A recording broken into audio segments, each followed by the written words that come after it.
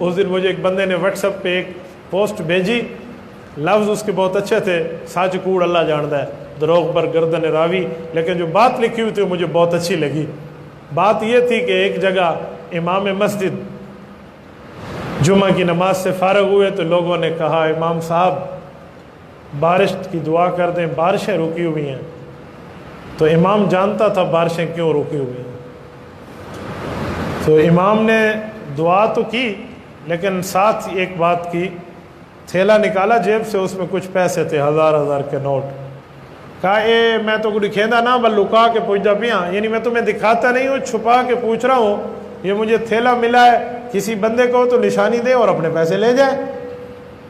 دعا کرا لی، بارش کی دعا ختم ہوئی، 15-20 بندے جمعے کی نماز میں کھڑے ہوئے۔ ایک کہنے لگا جی تھیلا میڈا ہی صاحب میڈے ہی رٹھے ہیں، میں کہا جی میڈا ہے، میں کہا میرا ہے تھے۔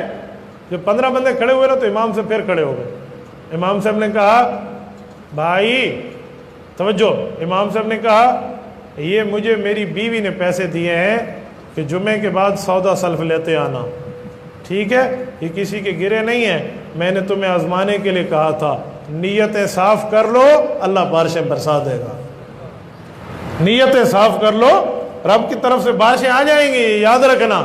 اور آج ہمارا حال ہی وہی ہے، نیتیں صاف نہیں ہوتی، نماز میں لوگ ٹھہرے ہوتے۔ ایک بندے نے مجھے کہا نماز میں دنیا کے خیال آتے ہیں، میں کیا کروں؟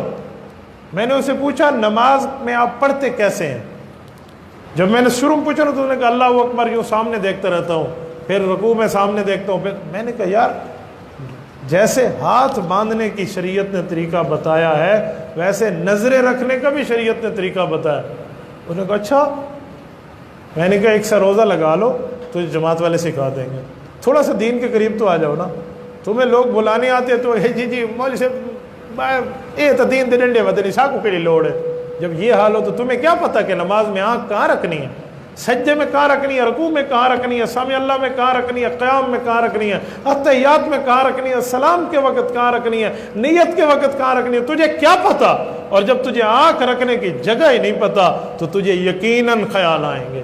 پھر میں نے اسے بتایا، میں نے کہا اللہ اکبر کرے تو نیت یہ ہو کہ میں پل صراط پہ ہوں، ادھر جنت ہے ادھر جہنم ہے، اور رب کے سامنے ٹھہرا ہوں، عین قبلہ سامنے ہے، یوں استحضار کر کے اللہ اکبر کرو، ہاتھ باندھو تو سمجھو کہ مجرم ہاتھ باندھ کے اپنے مولا کے سامنے ٹھہرا ہے، ایک مجرم ہے، ملزم ہے، غلط کار ہے، اللہ معاف کر دے میں نے ہاتھ باندھ لیے، اور اپنی نظریں سامنے جھکا کے رکھو، بالکل سجدے والی جگہ پہ جھکی ہوئی ہونی چاہیے۔ قیام کے وقت جب رکوع کرو تمہاری نظریں تمہارے پاؤں کے ناخن کے انگوٹھے پر ہونی چاہیے کہ روح یہاں سے نکلے گی، اللہ میں اپنی نظریں یہاں رکھ کے بات سوچ رہا ہوں کہ ہو سکتا ہے یہ رکوع آخری ہو۔ سمع اللہ کے وقت تمہاری نظریں پھر وہی سجدے کی جگہ پہ جائیں، سجدے میں جب جاؤ تو نظریں وہی ہوں، دونوں سجدوں کے درمیان نظریں گود میں ہوں، اتحیات میں نظریں گود میں ہو۔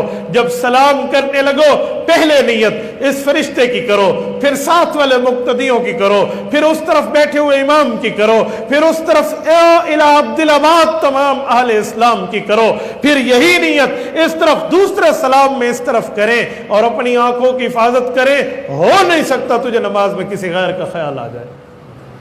ایسا اللہ اکبر کر کے دیکھو کھڑو تھے جی ہاں صاحب آج دکان کتنی وکری تھی ہے، کتنی آمد تھے، کتنی خرچ، تو یہی حال ہوگا جب ہم دین کی باتیں سیکھیں گے ہی نہیں تو میرے دوستو یہی ہوگا۔